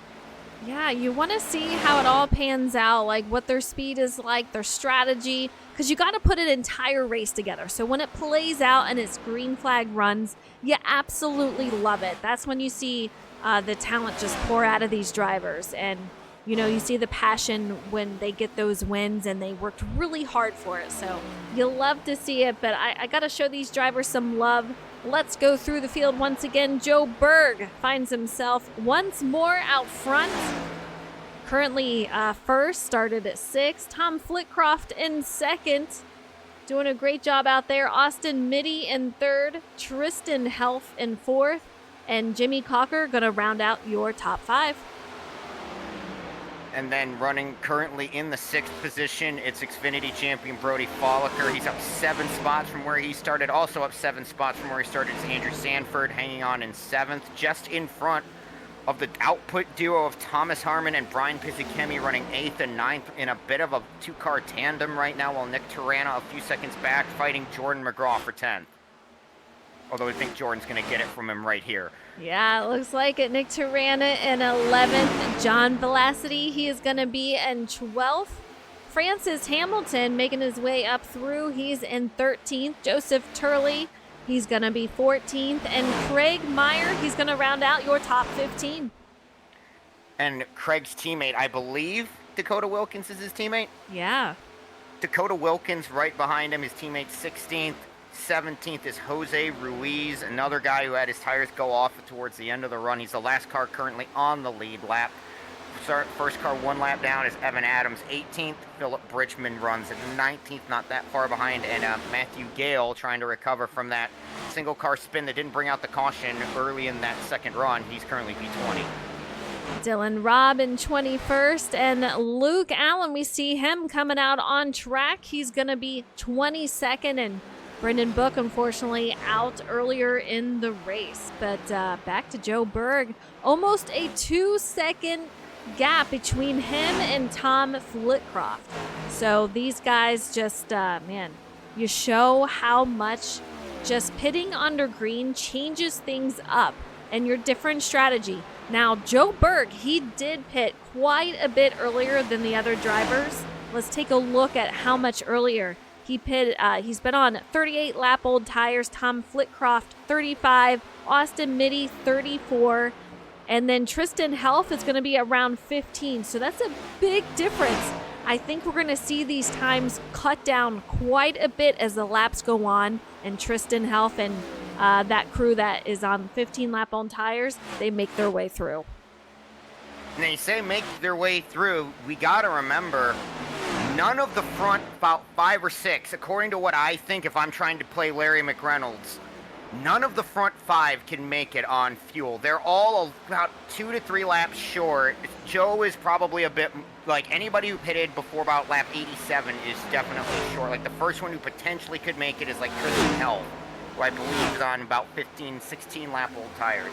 But we think these drivers can get about 68 laps of fuel out of these cars. And I don't know how many of the front-running guys can make it. I think, like I've said before, I think the first ones that I feel confident could make it if we stay green are those 2 output cars running in 8th and 9th, Thomas Harmon and Brian Pizzikemi, because they went past lap 90. They might have the fuel if this plays green. Man, this is what I love, seeing the strategy play out. Did you do a good job of guessing how it should go? Did you make the right choice? It's just, you got to put it all together. And I'll tell you what, it's difficult to try to make those decisions. I am personally not good at trying to decide when should I pit compared to everyone else. It's just not something that I am great at in this moment. But these drivers, I'll tell you what, you got to love the different strategies. Seeing how it all works out for him.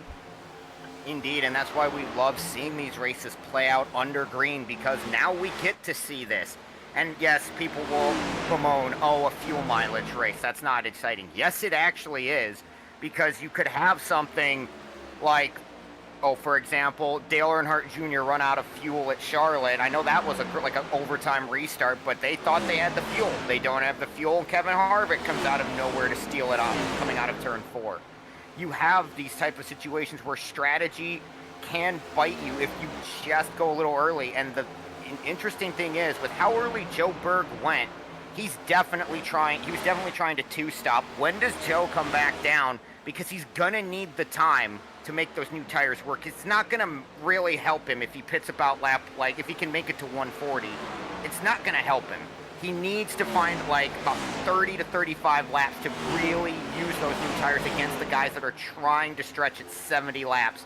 Because then he's going to have the like 30, at minimum 35 lap newer tires than the guys he's chasing. Yeah, that's going to be the interesting part. And he's already on pretty much 45 lap old tires. So, man, it's just so many different things that could go on in this race. And you know what we say, it could always go straight out the door if there is a caution.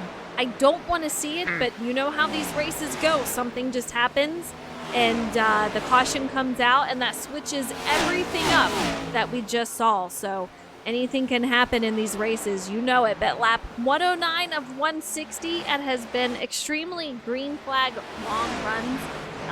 You love to see it. Indeed, and if one comes out now, it's your fault. That's not my fault. You said it. I said nothing. I know. Yeah, so if it comes out and Thomas and Brian aren't happy after the race, that's on you. I did not say it. I would bunch everybody up, which would make it interesting because it still would be from here, hypothetically, 50 laps. We'd still see tire fall off. We would still see like who can go fast early but have enough left in the tires to save late. It would basically be the all-star. Berg. Yeah. I'm saying it. He needs as much time on those new tires as he can get to have that advantage over guys like potentially Pizzikemi, like over Harmon, and like over Health. Other guy. He needs to be the first one on this strategy to have the chance to run those two cars. If they're going to try to make it, they're going to be way slower than Joe. This is going to put Joe sort of in the same position that SVG was at the Glen, where he's now just going to be full offense, pretty much. He still has to kind of watch his tires, but now he's on offense. While the 68, 78 other cars that are trying to stretch it, they're going to have to play defensive and save to make it, because even with them pitting around lap 90, that's still a few laps more than we think they could go, so it'll be interesting. But now we'll see if Joe can get back up there. Tristan Helf and Jimmy Cocker having a little battle there, but before that, Tristan Helf was into the wall, and it looks like you can see a little bit of damage, cosmetic damage at least, on that 38's right front. But he has made his way out past Jimmy Cocker. We'll see how that plays out, but Tom Flitcroft is your new leader, and he's just under a second ahead of Tristan Helf and Jimmy Cocker. Yeah, and he's got, the nice thing for Tom is he's actually got that sort of blocker car. He's got the lap car of Jose Ruiz in between himself and the charging second and third place cars back there. So that's actually quite a nice thing to have, because it just causes the two guys behind to have to, that's one more variable. They want to go get Tom, but now they have to figure out what lane is this lap car going to run, and where do I have to go so I can try to maximize my speed to go try to catch Tom, which is not an easy thing to do in and of itself. And then you throw in that added factor of Jose, who he's got every right to try to stay up there, because he's trying to be the first car one lap down, provided we get if we did get a caution. Jose would be the lucky dog right now. This is what he wants. Is Tristan tries to work his way by, and I think he's just about to. Jimmy's going to try to follow him through down the back straightaway into turn 3, and I think he'll get him right here. Oh, and Jimmy threw it in. Yeah, he throws it in, but he's not going to have enough, I don't think, to try to make that move here. That's going to be very, very close, but Tristan's still out ahead. Meanwhile, Brody Folliker and Austin Mitty battled it out, and it's going to be Brody that takes over that 4th spot from Austin Mitty, who's currently sitting 5th, Andrew Sanford in 6th, Thomas Harmon, Brian Pizzikemi, nose to tail right next to each other, and that is going to be 7th and 8th. Yep, and they're the ones who are, I believe, the closest to making it without needing to take a splash of fuel. So this could be very interesting. Keep an eye on these two. We have that battle up front, chat, but keep an eye on the 68 and 78 as we get closer and closer to the finish. They could be in the catbird seat coming to the end of this. Of course, also, then there's Joe Berg, who is now on full offense, as I think Tom Flitcroft may be getting ready to come down. Let's have a look here. see, is he gonna take the left-hand turn this time? Yes, he does. Tristan Helf's the new leader as Flitcroft. Ooh! Wow. got, Very tight. Yeah, that's always sketchy when you see these Gen 7 slide getting onto pit road at these 1.5 miles. It's always like a hold your breath moment when that car steps out, because it's so easy for this thing to snap the other way and go straight in the barrels. So good job by Tom as he brings it down to the attention of his crew. As you said, it wouldn't be the first time that we saw him lose it onto pit lane, and it's so easy to do in these cars at some of these tracks such as this. So great job for him. But Austin Mitty, he is down at pit lane. Tom Flitcroft looks like he is going to make his way out now as Austin makes his way in. And there's the advantage from Joe pitting early. Joe is middle of turns 1 and 2. He's going to get off turn 2 before Flitcroft even gets to the exit off. Like, that's just such a big gap. And that was if Joe, like, of the guys now on this 2-stop strategy, this is now the effective leader of the guys on it, with Joe now way out in front of Flitcroft. Like, that's just a few laps too, Eliza. That's not that many. It's like 3 to 4, maybe 5 laps. And that's just how much these new tires matter. Man. You guys in chat, let me know what you think about the race, the strategies. Who do you have winning it? This is absolutely insane. Tristan Helf, he's currently going to be our leader. Jimmy Cocker in second, Brody Folliker in third, Thomas Harmon in fourth. Andrew Sanford making his way down pit lane. So we're going to see him grab those tires and fuel. Meanwhile, our leaders still staying out. They gotta be hoping for something. Like, they gotta be hoping that they can make it. I believe Tristan and Jimmy, I think, were close enough to where I think they could try to make it. They pitted a few laps before the 68 and 78 did, because those two came down about lap 90. I believe Jimmy and Tristan pitted like about 87, 88. It's doable, but it's still a long reach to try to make it 5 extra laps at Charlotte under green. Yeah, that's a tough thing to do here, so we'll see what they can do. But Brody Folliker in third. Thomas Harmon, he's in fourth. Brian Pizzikimi in fifth, and John Velocity and currently sitting P6. Jordan McGraw 7th. Francis Hamilton in 8th. Nick Tarana is going to be 9th, and Craig Meyer having a great race. He's out here running out your top 10. Indeed. Great job for the first-time guy in Shake and Bake up here in the top 10, making a name for himself towards the end of this race. Joe Turley currently sits 11th. Dakota Wilkins, last car on the lead lap, or as soon as I say that, he goes a lap down, so he'll be the first car 1 lap down. He runs 12th. Evan Adams currently sits in the 13th position. Jose Ruiz runs 14th. And Joe Berg, the first of the cars on that 2-stop strategy, currently sits P15. Yeah, how about that? Tom Flitcroft is going to be 16th. Andrew Sanford, 17th. Austin Mitty, another one who pitted along with Tom Flitcroft, Andrew Sanford. Austin Mitty is in 18th. Philip Bridgman, 19th. Matthew Gale, 20th. And Dylan Robb, he is another one on pit lane. Yeah, and Dylan's been sitting there, so I don't know if he got damaged and just decided that his night was over, but he's been sitting there for a little while now. Luke Allen currently still orbiting, is about to pass him, but currently Luke is 22nd, and Brendan Book's night done early. We don't know why, but out early, he'll place 23rd. Take a look at this battle. Yeah, Jimmy Cocker was right on the outside of Tristan Helf. It looked like they were just about to battle it out for that lead here, which very interesting considering what lap they're on. 126 of 160, and I'm sure their tires are not happy right now. Jimmy Cocker underneath Tristan Helf.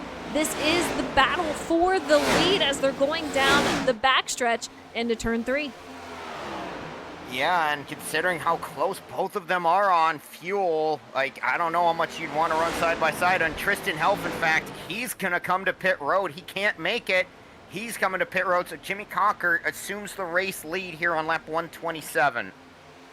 There he goes. We'll see if anyone else goes to pit lane, but so far just Tristan Helf. And as you said, Jimmy Cocker is our new leader. His teammate for FIWE, Brody Folliker, He's going to be in second. Thomas Harmon gains another spot along with Brian Pizzikimi as these pits are still going. And you can see Joe Berg directly behind Brian Pizzikimi. So he's in that 93 machine and he's got a lot of traffic, 3 wide, and that 24 Philip Bridgman into the wall. Yep, and Jimmy Cocker couldn't make it either. It brings that number 11 FedEx machine to the attention of his crew. That hands the lead, I believe, over to, as I'm trying to find it, Brody. Folliker. Yeah. How long can Brody go? Like, where did Brody pit? All the chaos of the pit stop cycle that previous time around, I don't remember where he came in. I think he pitted a few laps before the 2 output cars, so he might try to make it. He might try to make it. If he, but again, we're assuming that these guys can do about 68 laps under green. That's what I think I remember hearing. I don't know if that's necessarily the case either. So it could be anywhere from only about 4 laps. He has to stretch it to anywhere like 7 to 8, which again, at Charlotte, not impossible to do. This track does really kind of it can be done. We've seen guys do it. Austin Dillon, one of the guys who's famous for having a fuel mileage winning the Coca-Cola 600, but we'll just have to see how far can Brody take it, especially with Thomas starting to reel him. I was saying starting to reel him in, but Thomas is about a 1/10 and a half slower than that 42 out front. I don't know how much Brody's saving. We're going to find out, but he's got 42 lap old tires. Thomas Harmon and Brian Pizzikimi, 38 lap old tires, and John Velocity, he's got 41 lap old tires. And we only have 8 drivers on the lead lap currently, as we've had a lot of drivers go into pit lane. But Brody Folliker, he is still out here as he is on the backstretch. And Thomas Harmon, you can see not too far behind. He's coming off of that turn 2 onto the backstretch. We'll see if these guys go in. Yeah, we'll see if Brody decides to take the left-hand turn. He does not. That's going to be another lap clicked off the board with the 42 out front. And Joe Berg, the first car on that 2-stop strategy, and that's the gap, effectively. You think it's close with him and Harmon. No, he would have to go another full lap, make up another 30 seconds in the next 30 laps, if provided he can get around him, which that might not be doable. It's just how much an advantage has of cutting a pit stop out here at Charlotte. Yeah, that is crazy. The strategy blowing my mind. I just want to see. I want to press fast forward. How does this play out? I gotta know. It's so agonizing, isn't it? You're like, right? You're sitting here going, oh, I want to see this. You want to see this play out, because can the 2 output cars make it? Can Berg somehow find the speed in the car to come back around and catch them? Are the output cars going to have to save more than they expect? Can Brody somehow make it? Brody's fairly good on strategy and on saving, but can he stretch it 4 more laps than the output cars can? It's intense. 27 to go. Can Brody stretch it for another 27 laps? Man, and Francis Hamilton, 53 lap old tire, so it's just so incredibly close out here. But Brody, I am curious when he will go in, what he can do with saving it. But Thomas Harmon and Brian Pizzikimi, they do have just about 4 lap fresher tires than the leader, Brody Folliker. So this is just incredibly close. And Joe Berg out there 10th, Tristan Health 11th, and Tom Flitcroft 12th. So just so close. I don't even know what to say. And those drivers who are currently a lap down on that 2-stop strategy, right now, the last thing that these drivers want to see before they get to the leader and get themselves back on the lead lap would be the yellow. They do not want to see that, because if they get it now, everybody who's on the lead lap gets the free pit stop, and only the lucky dog would get the advantage to come around and take 4 tires with the leaders, which I believe would be Joe Berg at this moment. And that would, that's just such a death sentence, because you're suddenly on 30-something lap older tires than everybody else in front of you. Even if you are back on the lead lap, it becomes so much more difficult, and you have to pray for another yellow. And you're just Ooh, it's nerve-wracking. It's nerve-wracking. We're up here in the booth. I know. I'm getting all nervous for these guys. I love it. I'm nervous. I'm excited. You name it. I'm feeling it all. And that interesting part of it is Tristan was on the same strategy as Joe, and he just passed him for position. Yeah. So now Tristan's the first car on that two-stop strategy. That's insane. Tristan with some really good speed in that 38 car to drive back to the lead. Right, and Joe had a nice lead over him if I remember correctly, so it was a lot of time that Tristan made up there. Yeah, that's pretty insane. Dakota Wilkins, you can see him right there. He's currently 11th. Jimmy Cocker is going to be 12th. Tom Flitcroft 13th. Jose Ruiz 14th, but Brody Falker still hanging on to the lead, staying out. Just how much longer can he do it? 22. Well, if he wants to win, it's going to be 22 more laps.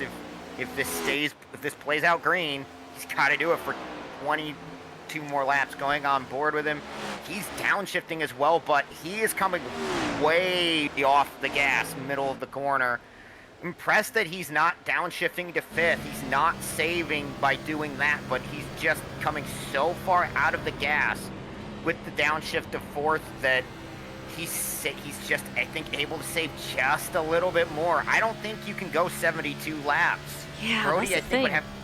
he'd have to go 72, 73 laps on a tank of fuel. I just don't quite know if you can do that in a Gen 7. If he can, that will be a very impressive result, but he's got to do it for another 20 laps coming to the line right here. If he does do it, it will be his first win of the season. Our previous Xfinity champion right here, Brody Falker. I know he would love to get a win or 2 this season, so we'll see what happens. But Jimmy Cocker, he's got a win at Daytona. Thomas Harmon, he won at Las Vegas. Brendan Book, who did not finish the race tonight, he won at Bristol. Tristan Health won 2. 1 race at Kansas, 1 race at Texas, and Tom Flitcroft, he won at Talladega, with Joe Berg winning the All-Star race.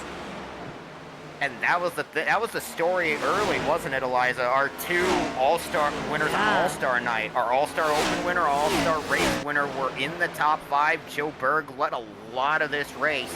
But the strategies, like without some intervention here late, they are gonna, I think Joe Berg's gonna come up short of getting back around, because right now he is, I believe, he's not even the first car on that strategy, and Right. Tristan Health still is a lap down to the leader, Brody Falker. So he's going to need some divine intervention to get back up into a position where he can contend for the win, which a top 10 is not a bad result, even a top 5 if we have to see more cars come down pit road. But man, when you were the leader and you felt like it was in your hands, this is going to be a hard one to take. John Vlacity, he is down pit lane along with Dakota Wilkins. So 2 new drivers just by chance going down pit lane for that final stop, hopefully. Brody Falker still staying out though. He is really, I'm just curious, can he do it? I just want to ask him over the radio. Brody, it's Eliza. Can you save the fuel? Do you have this race? I want to know. That would be so great to do. But it's just, let him focus on what he's got to do. That is the last thing a driver wants to hear, is anything that does not affect the car right now. Right. Being in a position like this, trying to win a race on strategy, the last thing you want to hear on the radio is somebody my voice. I wasn't saying your voice. I was saying anything that does not have to do with my car. Oh yeah, I agree. I've literally turned the in-sim chat all the way off, because if I can't see it out of my windshield and it's not bringing up a yellow flag, oh, it said that the 44 spins on the backstretch. Is it going to be a caution? He's far enough down where there's no yellow. Oh, and he towed. No caution. Wow. Oh, thank you, Merciful. Oh man, I hate to see Toad though. He was doing so good. He really was. Dakota. But on the other hand, thank goodness that I didn't cause that. Yeah. If I said Oh, yellow, no. he spin. Meanwhile, out front, Brody Fokker still doing a really nice job, doing solid lap times in the mid-30s. And right now, looking at Harmon did a 30.75, and that's a tenth slower. So Brody might have this unless Brody's just running the tank dry and hoping for that yellow. He might have been screaming on the radio, car spun, caution, car spun. He doesn't get it. Oh man. Right. How far can Brody stretch it? Because 68 laps from where he would have pitted on 87 would be about, it'd be 5 to go. Like, he could just be hoping against hope for it, and if he is, it's gonna play right into Harmon's hands, but if he can make it, that'll be phenomenal, especially with the pace, because he's been a tenth faster than the two output cars behind him for the majority of the end of this run. Ooh, he nearly gets the wall off of 4. Yeah, almost some contact between him and Tristan Helf, but even Brian Pizzakemi has lost about 3 seconds off of Thomas Harmon, and he's sitting P3. So these guys are just so incredibly close, but Brody, he's going to have a lot of traffic of these drivers trying to make their way through. It's going to make things very, very interesting for him. He might be able to use Tristan Helf down the back straights to try to help him with that draft, but besides that, he does not want the dirty air, so he's going to try to search for that clean air until he is clear from draft. Absolutely. He'll be looking in the corners to be, like, take the shortest route at all. If you can at all help it, take the shortest route, or take the shortest route that's clean air, I should say. So if the guy's on the low side, you want to be like half a lane up, but then be in their toe all the way down the back, because that's going to help pull you along, and it's going to save just that little bit more fuel that maybe you can make it if you can save. It's insanely impressive if he can pull this off, because I thought he was out of range, but if Brody can pull this off, this would be an extremely impressive win. Tristan Helf, he got back his lap. He was a lap down. So now 6 on is going to be a lap down, and we'll see if any more get their lap back. But man, what an incredible race tonight has been, with now 10 to go here. I want to press fast forward. I want to see how this plays out, but man, oh man, what a story tonight. Indeed, and it's been a tale of two races. Like, we really thought that everybody was going to come down. When we saw Joe Berg pit, we thought that was going to be all it could take. I did see a message on the radio from Brody. Of course, I have the audio turned down. Is that going to be all for the 42? He's slowing. He's coming to pit road. Cannot make it with 9 to go. Matt! That's wow. going to hand the lead to Thomas Harmon. Crazy, absolutely crazy. Man, I thought for sure he might be able to hold it out, but our leader Brody Folliker down pit road. That's going to be it for him then. Thomas Harmon, we'll see what he can do. Brian Pizzakemi currently in second, Jordan McGraw in third, but man, oh man, what a change of events with 8 to go. Indeed, Brody just, and that at this point, you're just taking the splash of fuel and go. You can't sit there. You've got to get back out and salvage whatever you can salvage by just putting the fuel in to get back out there. He may go a lap down. I think it'll be close, but Thomas Harmon, the master of strategy, takes the lead with 8 to go, and Brody has to pit, and Brian Pizzakemi, and I believe it was Jordan McGraw who also, he went 1 lap further than the output cars. He can also just about make it. That would be a phenomenal result if he can pull this off. Wow.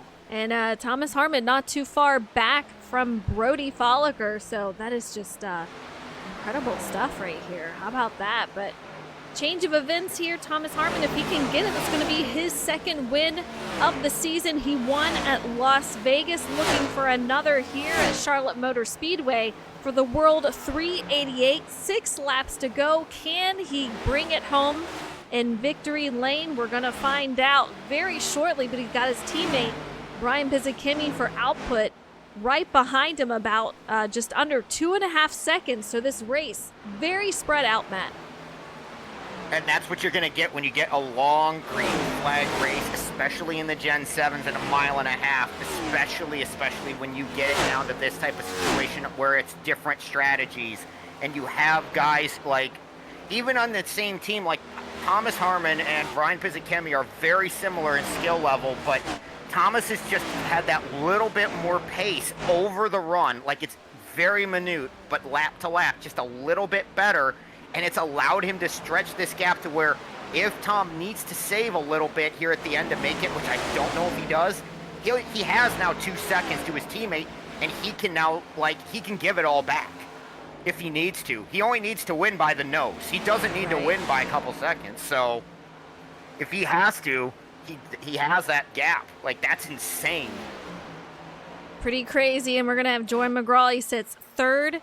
And then 23 seconds back from our leader is going to be Tristan Health, who's fourth. Jimmy Cocker is going to round out your top 5 with Tom Flitcroft sitting in 6th. Brody Folliker, who had to go in for just a splash of fuel, he's out there P7.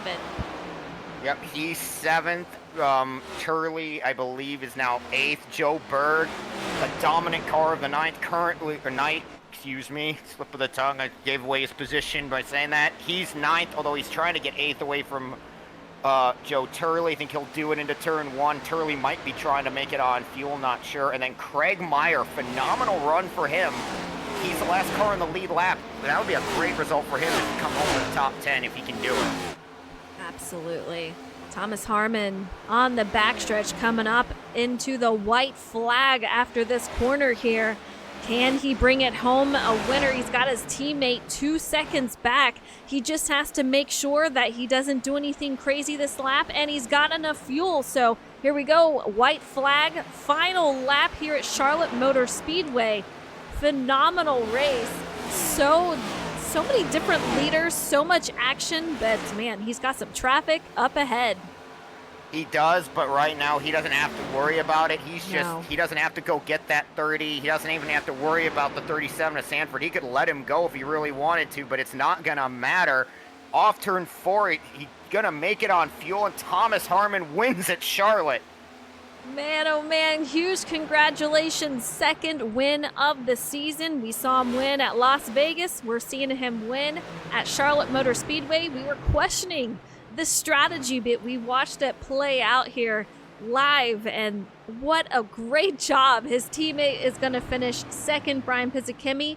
Jordan McGraw for FTR. He's going to round out the top 3 here. And Tristan Health, who we saw up in the front quite a bit, he finishes 4th, and Jimmy Cocker going to round out your top 5. Phenomenal drive from some of these guys as well. Tom Flitcroft will finish 6th. A great drive from him as well. Brody Folliker, we thought he might be able to stretch it. Turns out he was just praying for the caution that didn't come, and now I can say it because we're not going to get one. Joe Berg comes across in 8th. Craig Meyer takes 9th, and Joe Turley ends up the first car 1 lap down in 10th. We had 9 cars on the lead lap at the finish of this. Man, what a time, man. That's absolutely crazy, but we're going to get these guys in to the booth here. Just a phenomenal run all around. We had such a long green flag run. Heartbroken for Dakota, though. I would have loved to see him finish here, but, glad we did not get the caution for sure. But he's got enough fuel to do burnouts, too. I know. How about that? Like, what is happening? There it goes. I think that's it. Out of fuel. Out of fuel. You heard it right there. Man, Thomas, what a race. We were wondering about the strategy. How did it go to plan? Did you have to switch things up? How did the race go? As soon as that caution come out on lap 20, based on the practice stand I did earlier, I knew that 70 laps per tank was possible as long as you stayed in 5th gear. And thankfully, I was able to maintain speed while staying in 5th gear and let me catch people and pass them as the run went on. And thankfully, it played out, and Brody had to pit. Yeah, once you saw Brody pit, did you think you had it in the bag there? I was just praying no caution. I knew Brian would be coming, but I was praying no caution. Well, I don't know if you saw, did you see Dakota? He spun out there and brought it to pit lane so the caution would not come. So I'm a little heartbroken for him. that sucks for Dakota, but I appreciate him getting it off the track, and we'll have to help him out, get him a win sometime. Absolutely. All right. Any fun battles you want to call out there on track? Oh, I don't know there were many battles, but it just trying to fight through the dirty air was a little rough at times. I just kind of lounged at the back until my tires were way better than everybody else's, but it just kind of getting through the dirty air was rough. Pretty much everybody fought me pretty good, dirty air wise, but yeah, that's about all I got. We have an off week, and then we're headed to Coda. What do you think about Coda? Chalk me up for about P20. That's about it. It's a track. I'll be there. You guys heard it there, but man, oh man, congratulations on your second win of the season. It was such a great drive out there. Really, really fun to watch from the booth. Great job. Thank you. All right, Matt, we got Brian Pizzakimi out here, P2. Brian, Matt in the booth. Glad to have you and Thomas back up here again. I know you would have probably preferred to be the guy coming home with the checkered flag today, but still phenomenal effort to stretch the field 70 laps. Were you and Thomas at all nervous that you could make it, or did you feel pretty confident you were going to be able to get the cars across? I was sweating bullets the entire time because by the time I learned that we could actually go 70 laps, I had already been burning my stuff up in the first run. I was like, well, okay, I'm in trouble. So I was trying to stretch it as long as I possibly could. And I was hoping that whenever I had to pit, Thomas also had to pit. So I knew I was on the right strategy, but it was getting close. Indeed. And then Brody out there out front of both of you guys. He pitted only a few laps in front of you guys. It was just at that range where Eliza and I weren't sure if he could make it. Were you or Thomas nervous knowing like how, because Brody's no slouch when it comes to this kind of stuff. Were you worried about that until he finally came down pit road? Yeah, a little bit. I wasn't entirely certain if he had been saving from the get-go, but then as the run went on, we were seeing that he was tracking much faster than we were. And then it's like, well, there's no way. There's no way he's saving at that pace. But anything could happen, so it was just a kind of a waiting game to see what would transpire. Gotcha. And what was there anything you could have done there against Thomas when he pulled out that gap late, or were you kind of maybe hoping maybe there'd be a miracle and he'd like the fuel pickup would die on his car or something coming to the white flag? Yeah, I should have passed him earlier when I had the chance coming off when we had the fresher tires because I was able to kind of push a little bit. But I knew pushing both of us would have been worse for both of us. I was like, well, I don't want to lose the opportunity, but man, watching that Avril Lavigne car pull away again is kind of heartbreaking. It's still a great run for you tonight, Brian. Same thing. We have a week off next week, and then we go to Coda. What are your thoughts going to Coda in 2 weeks? Stealing Thomas's line, chalk me up for P21. All right, Brian. Great run tonight. Great finish overall to come home second, and we'll see you in 2 weeks for Coda. Thank you. All right, Eliza, we have third place Jordan McGraw on the same strategy. Incredible drive from him as well. Yeah, Jordan finishing one spot better from where he started. Take us through your race. When did the strategy come into play? And were you concerned it may not work? The sad thing is I didn't even really, I knew we were right there on the edge, but I just thought it was something everyone could do because I was shifting, I was just running my pace. It was just literally that slow, I guess, after about 10 laps. I don't know. I was just running, trying to save tire and just kind of riding, and was shifting to fourth to save the front, and then everyone started pitting and was talking about being like 3 or 4 laps short, and I was like, oh, well, that's weird. I'm like 4 laps to the good. And then I don't know.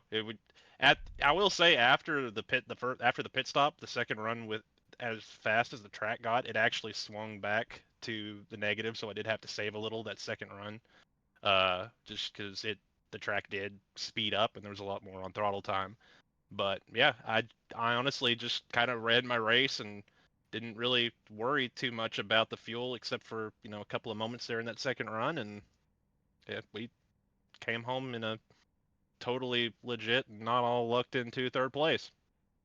A nice third place, and I know you've had a couple of issues throughout the season that you haven't had the finish that you wanted. So with this, and I know Coda for our next race, how do you feel about Coda? I mean, it's a chance to actually get a good finish on pace, so that's I'm looking forward to it. Hopefully I can execute there and do what I know what I can do, and hopefully get to talk to you again in 2 weeks.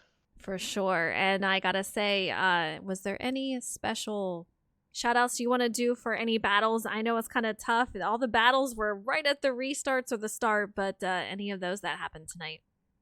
I mean, I don't know. Just everyone runs their own race, and then they get alongside of everybody, or they get in front of somebody in arrow blocking range, and they kind of forget they're running their own race and worry about what's behind them or alongside of them. So I don't know how shouting out anybody is a positive thing. So it's just, I mean, it's hard racing. Everybody, is going for what they can. It's a long green flag run. You don't expect these races to go like this, so you battle for track position really hard. But then, once you get to that point where you got to race the racetrack, it doesn't really seem like all of us are on the same page there. But it is what it is, and everyone has the right to do what they want to do. And if it works out, it works out. And if it doesn't, it doesn't. And I don't really know where I'm going with that, but hey, we had a good finish tonight, and I wasn't head on into a wall, so I'll take that as a positive. That is a positive, absolutely. Well, great race. Congratulations on P3. Like I said, Matt, in 2 weeks, we're going to be headed to Coda, so we're going to have an off week, and then we'll be back in 2 Mondays from now. But man, what a race tonight. A lot of different strategies, a lot of different racing going on out there. A lot of fun, though. 100%. You never know what you're going to get at Charlotte. You can get these types of races. You can also get just pure chaos when it comes to just caution flag after caution flag. I'm glad we didn't get that tonight. Played out into a fuel mileage race, which, again, sometimes that's not what everybody likes, but I always love to see it because you're always on the edge of your seat wondering if your guys are going to make it or not. All right. Well, that is it for us tonight. You guys have a great night. Thank you so much for the follows, for hanging out. You guys are awesome. We'll see you next time, and it's going to be at Coda in 2 weeks. You guys take it easy. Take care. Take care, guys.